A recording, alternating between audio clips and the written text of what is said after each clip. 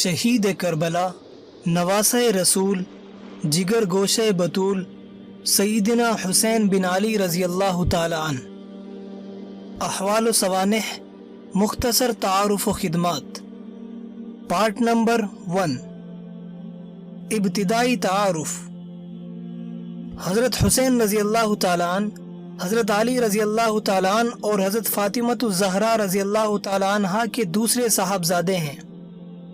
آپ سے حضرت صلی اللہ علیہ وسلم کو حضرت فاطمہ رضی اللہ تعالی عنہا اور حضرت حسن رضی اللہ تعالی عنہ کی طرح بے انتہا محبت تھی۔ آپ صلی اللہ علیہ وسلم کبھی ان کو گود میں اٹھاتے، کبھی کندھے پر بٹھاتے، کبھی ہونٹوں پر بوسہ دیتے، رخسار چومتے۔ ولادت۔ حضرت حسین رضی اللہ تعالیٰ عنہ کی ولادت حضرت حسن رضی اللہ تعالیٰ عنہ سے 11 ماہ بعد 3 شعبان 4 ہجری کو مدینہ منورہ میں ہوئی۔ آپ کی ولادت کی خبر سن کر حضرت صلی اللہ علیہ وسلم حضرت فاطمہ رضی اللہ تعالیٰ عنہ کے گھر تشریف لے آئے، کان میں اذان دی، پھر حضرت فاطمہ رضی اللہ تعالیٰ عنہ کو عقیقہ کرنے اور سر کے بالوں کے برابر چاندی خیرات کرنے کی تلقین فرمائی۔ کنیت اور القاب۔ آپ کی کنیت ابو عبداللہ اور القاب میں سید، شبیر، شہید، سبت، اصغر اور ریحانۃ النبی مشہور ہیں۔ اولاد۔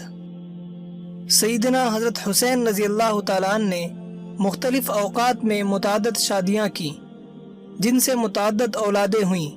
اولاد نرینہ میں سے صرف ایک علی بن حسین رضی اللہ تعالیٰ عنہما جو زین العابدین کے لقب سے مشہور ہیں باقی بچے، اور انہی سے نسل چلی۔ ایک نوجوان فرزند علی اکبر رضی اللہ تعالیٰ عنہ اور ایک شیر خوار صاحبزادے علی اصغر رضی اللہ تعالیٰ عنہ واقعہ کربلا میں شہید ہو گئے۔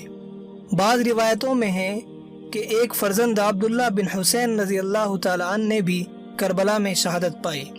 صاحبزادیوں کی تعداد اکثر اہل سیر نے 3 بتائی ہے: سکینہ رضی اللہ تعالی عنہا، فاطمہ رضی اللہ تعالی عنہا اور زینب رضی اللہ تعالی عنہا۔